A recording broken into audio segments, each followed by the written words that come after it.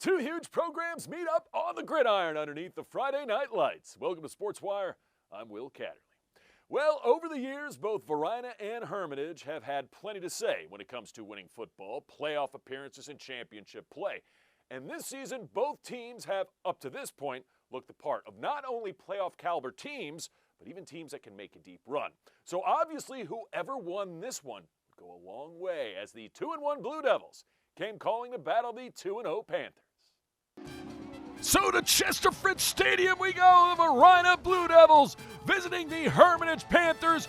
Always a huge matchup. Crowd came a-calling for this one on Friday night. Big game, no bones about it. First quarter, it's a dog-eat-dog world. First possession for Hermitage. Ben Yanay, quarterback keeper on the read option, would work wonders on the opening drive. Gets a first down. It would lead to this. Somebody turn on the AC. It's hot out here. AC as an Avery Curtis, and look at him go. Dodging tacklers, shifty, quick, and he takes it all the way deep inside Varina territory, inside the 10. But the Blue Devils know how to play goal line defense, and they stop AC on this run. Nice job by Sayer Rex, and they would keep Hermitage out of the end zone. However, nice job managing the snap there. And leading to 3 points, field goal up and good. 3-0 Hermitage, 5:49 to go in the first. Second possession of the first quarter for Varina. We all know Caleb Weiss can do this. Scramble, make something out of nothing, turn things into a first down, and he can also hand the football off to this running back who's going to take it himself. Michael Farley finds pay dirt, touchdown Varina. Extra point would be no good. It would be 6-3 Blue Devils at that point with just 22 seconds to go in the first. Change inside, second quarter. Back to pass. Yanay loses it, stripped, and returned for a touchdown. Johnny on the spot. Raymond Hudson with the interception. It's the easiest pick six he'll ever have. 12-3 Varina. So Blue Devils got this, right? Well, Hermitage had something to say about that. Ben Yanay firing. Finds his receiver. It's number 8, Marcus Lee. Good for the first down then. Yanay, this time, the end around. Dodging a tackle. AC for the TD. Avery Curtis and the Hermitage Panthers answer Varina's score on defense with a score on offense of their own. And all of a sudden, no look now, it's 12-10 with 4:47 to go in the second. Caleb White says, don't worry, I got this. I'll take it myself. Over 20 yards to pay dirt. Let's just call it 25. Caleb Weiss to the end zone. Touchdown Varina. It was set up by an earlier run in the possession. 18-10 your score. Trying to score before the half. The defense brought it for Varina. Barksdale. Jervell Barksdale with the sack. He had a couple on the night, including some TFLs, tackles for loss, and then later, how about Sayer Rex? He had that big goal line stand with a tackle. Then he gets a pick. Varina's defense came to play, especially in the second half. Speaking of the second half, let's go there. This guy had a huge night. Michael Farley. The run to the left was paying dividends for Varina. Would lead to this. Same drive. Well constructed screen pass. Damari Carter, D1. Touchdown. Blue Devils, Varina up 24-10 with 9:12 to go in the third, and they wouldn't look back because that D would come out and eat. Here's another sack by the Varina defense. This time it's the Bull. Don't mess with the Bull, you'll get the horns. Jay-Sean Richardson with a sack, and then back to the ground game. Over 100 yards rushing by Michael Farley, and Farley finds a pay dirt one more time. 33-10 Varina at that point. Hey, how about the backups coming in? Follow big number 50, young man. Backup QB coming in. Some cramps for Mr. Caleb Weiss. So, Mikel Lewis dragging defenders with him. Nice job by Lewis. They would not score on the drive, but the defense just continued to get theirs in the second half. Number 21, Raymond Hudson again with another big-time sack. And Varina is dancing. 2 wins in a row for the Blue Devils, both on the road. Varina gets it done at Herm. 33-10 is your final. With that quarterback they got, it's tough. I mean, the kid can make nothing out of something. And so we're trying to do a cage rush. First half was a little slow. I feel like second half we came out, even though they didn't play in second half. But we came out and settled in and just played real good football on defense. Two pretty good teams south of the river. We go to Chesterfield. It's Glen Allen paying a visit to Thomas Stale. Defensive battle. Special teams would have a lot to say about this as well. The smoke had not even cleared on the intro when Glen Allen on the kickoff, the opening kickoff. Check out the return, number 18 with a great return on that play, Colin Whitby. And it would set it up for this. Jags looking good, running the football, especially from the quarterback position. Ralph Puccinelli, the read option has become their bread and butter. Then Puccinelli on the screen pass. He's got a man, and he's trucking over guys like Cam Scattybo. But Thomas Stale makes a play inside the 10. Jags trying to find a way to the end zone. Puccinelli with the screen. Number 3 with a catch. Touchdown, Jaguars. It's Jacob Boyd, the senior. Connection. Puccinelli to Boyd. And yeah, even the conversion, they'd go for 2. And Puccinelli will not be stopped, carrying Knights defenders into the end zone. 2-point PAT, good. 8-0 Glen Allen. That would be your score after ones.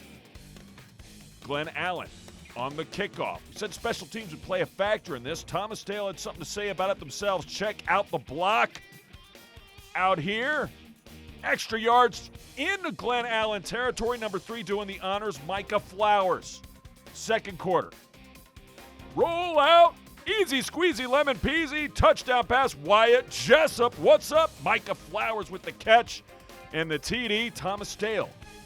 Not good on the PAT. So 8-6 Glen Allen. Jags looking for more. This would be a defensive battle, though. Puccinelli firing, finding his receiver. Good for a first down, connecting to number 18, Whitby. 8-6 would be your score, though. They would not get points before the half. Still, Glen Allen with the lead. Second half. Screen pass. Finding his man. It is number 9 doing the honors, Cooper McPherson. That would go for a big game. We go to the fourth. Still 8-6. Puccinelli. Roll out. Thomas Stale got him down, and the flag would come out for intentional grounding. That would back up Glen Allen. And much like Varina against Hermitage, Thomas Stale's defense, especially late in the second half, took over the game. Number 9 with the sack, Javarius Thomas Tucker. He would set up the TD offense for this. TD looking for just that, a TD. Jaden Height all the way to the end zone. A big, big play in the running game gives Thomas Stale the lead at 14-8. Still time the clock, 1:51 to go. Puccinelli and the Jags. What can they do? Puccinelli dialing long distance, got a man in the seam. First down catch, Davis Fisher. More from Puccinelli. Tick, tick, tick. Looking, firing, finding at the sideline. Good for a first down. Guess who? Yep, it's the same man once again.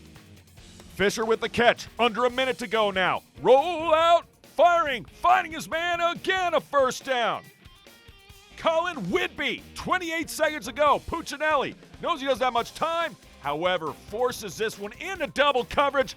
Thomas Stale does the rest with the interception, and the Knights hang on at home with a big win over the Jaguars. 14-8 is your final.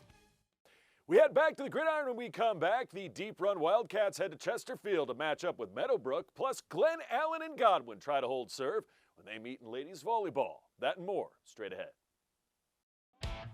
SportsWire is your source for weekly coverage of the games and teams throughout Henrico County.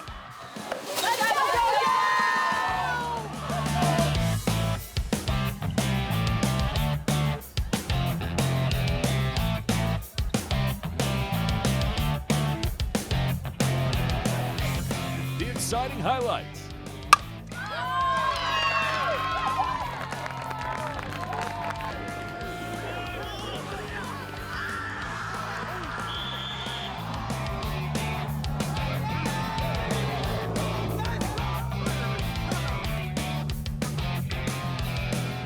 The magic moments.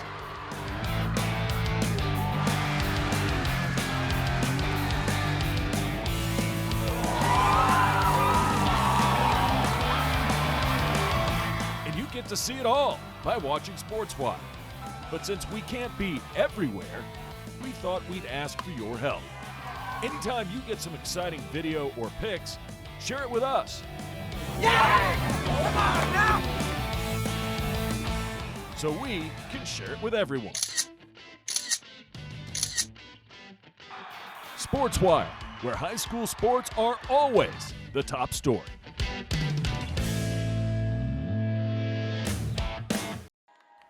Welcome back to SportsWire. Welcome to ladies volleyball. Glen Allen at home taking on Godwin on a Tuesday night opening set action.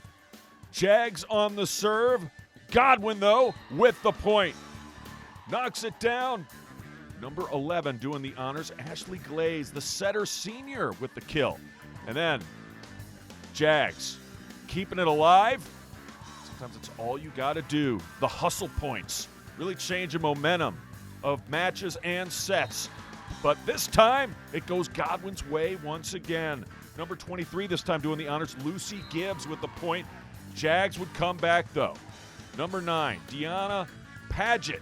Deanna, the junior, getting the ace there, and then still on the serve, Jags gonna set it up, and number 18 gonna knock it down. Jaden Tillman with her best rise ball, yeah. Pitcher for the Glen Allen Jags, winners of their first ever softball state title. One more Tillman. Well, she gets blocked right there, but her teammates, they got her back. Number 5, Emily Baker, senior, knocks that one in for the point. Jags take the lead in the opening set. Still first set highlights that is long. Jags take the first one, 25-16. To the second we go. This would be a closely contested second set. Godwin comes out firing. They get the kill right there. And then on the serve, number 11, Glaze, doing the honors. Jags, good-looking pass. Leads to a good finish as well. Diana Paget knocks it down for the point. Paget was key for Glen Allen in this matchup. Then, good dig, good pass, nice block, but it works for the point for Paget and company. Then on the serve, Jags feeling it now. Godwin looking to stay in it. Gets it over. Again, the setter with a great pass. Setting it up one more time, and number 13, oh my goodness, she knocks that one down. Ashlyn Tharp, she's just a freshman. Big point for the Glen Allen Jaguars. 24-20 at this point. Tillman can't get that one. Eagles stay alive. Number 8 doing the honors, Monica Stepanova. But Jags, little too much in this second set as Godwin needing a point to keep this one going. Great dig right there. Gonna set it up for this.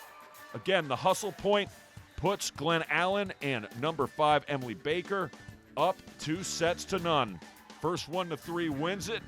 Deadlocked at 14 in the third when this happens.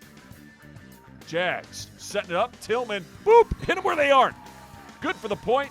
Jaden Tillman and company take the lead. It would be a lead they would not relinquish. Abby Whelan and dealing. Front of the net, they got a lot of points by Tempest Curry and company. And then Jags up 3 at this point. Make it 2. Godwin not going away, not by a long shot. Elise Emery with the block at the front of the net. Godwin still fighting.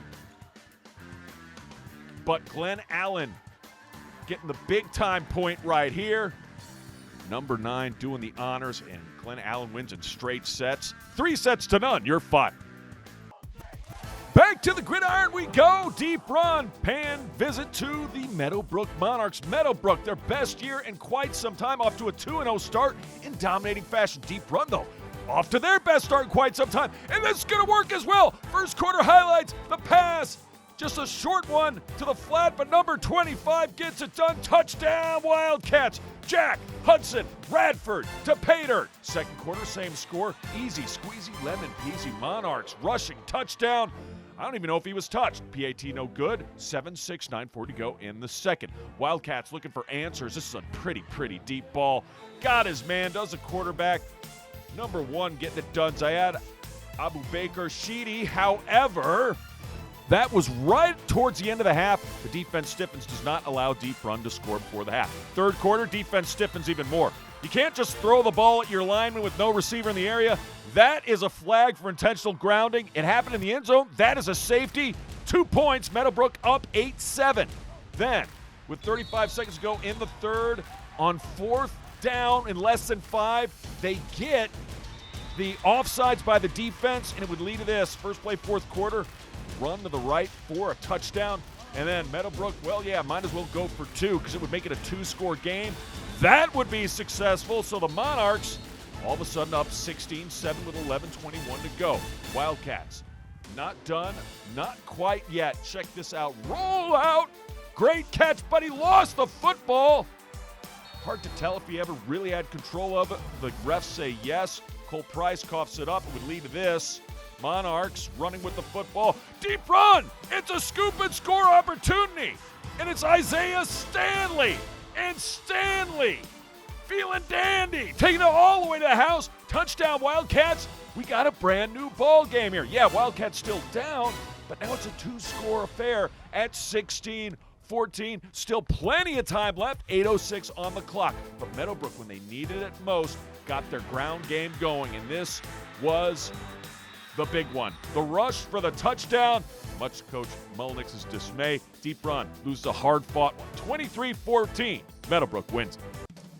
Speaking of the Wildcats, to field hockey we go. Lady Wildcats on a Monday evening taking on the Hermitage Panthers in a home contest. And every corner is a goal. Well, not really, but this one had a good shot. Just goes wide. No score. Deep run. Had the ball in Hermitage's half almost all night long. And this one's going to pay dividends. She shoots. She scores. Charlotte Nearheim. It's her first goal of the season. And a big one, too. Deep run takes a 1-0 lead with that tally. More opportunities for the Wildcats. Another corner. Every corner is not a goal, but it's a great chance to make it one. This one fired in, kicked away in a butte. Another chance. That one just goes wide. It'd be 1-0 after one. We go to the second quarter. Wildcats, another opportunity. Taking it in, firing, saved by the Hermitage goalkeeper. No harm, no foul, but Wildcats keeping the pressure on, passing in, and that one just goes wide on the far post, and then Hermitage with an opportunity to attack, but instead it's transition play for the deep run Wildcat offense, and they would take advantage. Firing, finding the back of that. She shoots, she scores. Number 7, Addie Wicker, the senior midfielder. She tallies a goal to make it 2-0 deep run. Hermitage would have a corner late in the first half. One of the few corners they've had on the year, but her deep run makes a solid stop. More from Hermitage trying to get out of their own zone in the third. Wildcats keeping the pressure on. And with a chance deflected by the defense. Hermitage D played remarkably well in this one. They looked much improved from one of the early matches I saw them play this season, but deep run just a little too much on the attacking side for Hermitage to handle. Great chance there. Off the rebound, deflected, out of play. But there'll be more where that came from. Wildcats still on the attack. More second half action for you. Just outside the circle, going to center it in. Firing off the post and then in. She shoots, she scores on the deflection, on the rebound. Morgan Cannell. And the Wildcats would take a 3-0 lead, and that would be your final. Deep run gets a win. It's back to girls volleyball when we return. Tucker tussles with TJ at home as the Tigers look to tally a win. Plus, Godwin heads to Hanover as the Eagles look for some last-minute magic on the gridiron. That's next. Todd's a great guy. I mean, look at him. What a sweetheart. Attaboy. Wait, Todd, what are you doing? How totally selfish and un-Todd-like of you. Come on, Todd. Come on, man. Welcome back to SportsWire. Back to the gridiron we go. It is Godwin. It is Hanover. It is a road game for the Eagles, who were flying high early thanks to this pass and catch. What a job by number 5, Luke Roberts, finding Stone Gravitt for the big-time grab and a first down. And then Luke Roberts, use the force, Luke, all the way to the end zone, touchdown. Eagles and they would take a 7-0 lead. This was second quarter play. Nothing, and I mean nothing happened in the first quarter. Remember last week, Hanover had a 7-0 game with Freeman. They're used to these low-scoring contests. So 7-0. Can Hanover come back? Quarterback says, yes, we can. Jason Parker, the senior, rumbling and bumbling. He wasn't really stumbling, but it's a big carry. It would lead to this. Godwin's defense would stiffen. The field goal is up, and the field goal is good. So Hanover on the board, 7-3 with 2:38 to go in the first half. Tick, tick, tick. Time winding down in that first half. The pass, roll out, caught by number 7. That's good for a first down. It would lead to this. More from Hanover this time. Oh, a little tricky option play, and it's going to pay dividends to the Hawks. They get down the 1-yard line and quickly get on it. Quarterback going to keep it all the way for the touchdown. Hanover takes a lead 9-7 at the break. Second half now. Firing. Finding the Eagles with the interception. Noah Wilborn was there. Nice job in the secondary by Wilborn to get the pick to set up Godwin's offense, and they were looking for the deep shot. Luke Roberts got a man. Great concentration. Nice route. Southworth with the catch. What's Southworth? It's worth a lot of yards and continuing the drive, but the Hanover defense would stiffen, getting the sack on Luke Roberts. It's Jason Parker playing both defense and offense. 9-7 still the score. We go to the fourth. Godwin trying to come back. Roll out. Roberts got a man. Good for a first down. It's Southworth. Eagles just down 2 with plenty of time to go. More from Roberts going deep. Got a man. Incomplete. And the flag would come in. So Godwin with a chance. Under a minute to go, though. Roberts firing out of bounds. Call intentional grounding. 4th and 19 with 40 seconds to go. Roberts has no choice but to throw it deep. It goes incomplete, and Hanover survives. Godwin on the wrong end of a couple this year of close games that just didn't go their way. Here was another. 9-7. Hawks win it. Other scores. Highland Springs goes on the road. You didn't think Springs were going to lose 3 in a row, did you? 35-14, they beat South County. Prince George beats Freeman 23-10 at home. Other scores, Atlee 42-7. They get the victory over Tucker, and the Churchland Truckers truck Henrico 65-0. You're fine. Back to ladies volleyball we go. Tucker Tigers, 6 p.m. Tuesday evening start, taking on Thomas Jefferson, playing the hosts with the most, and they looked like it early on. First set action, number 6 doing the honors on the serve. TJ cannot corral that point. J.R. Tucker, that's Addie Carnwack. Addie again. Addie's more than okay. More than okay, Addie. And then the kill by number 8, it's Lily Baum, senior, doing the honors. More on the serve. Tigers would go on quite the run to start this match. Can't corral that one. Can the Vikings? Another point for J.R. Tucker. Good serve right there by Carnwatt. And it would set up for this. Hit them where they aren't. Good for the point. Lily Baum once again. They would score the first 12 points with Tucker, and then TJ finally had a couple of moments. That'll be their second point of the evening. Number 16 doing the honors on the serve, but it was way too much J.R. Tucker on this one.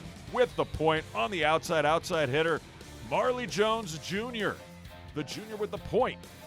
Gets that one to go for the Tigers, and they were in firm control in the opening set, winning 25-6. Second set action, more of the same. Tigers in complete command. Myra Parkinson with a point right there, and nope, didn't touch the net. That'll count as a point for Tucker. And then on to the second set we go. On the serve, number 14, this is Maria Boskin. She gets the point. Some of the backup players getting some action in the second set. Love to see that. Maria Boskin once again on the serve. This time, really well done by TJ. Little effort point here.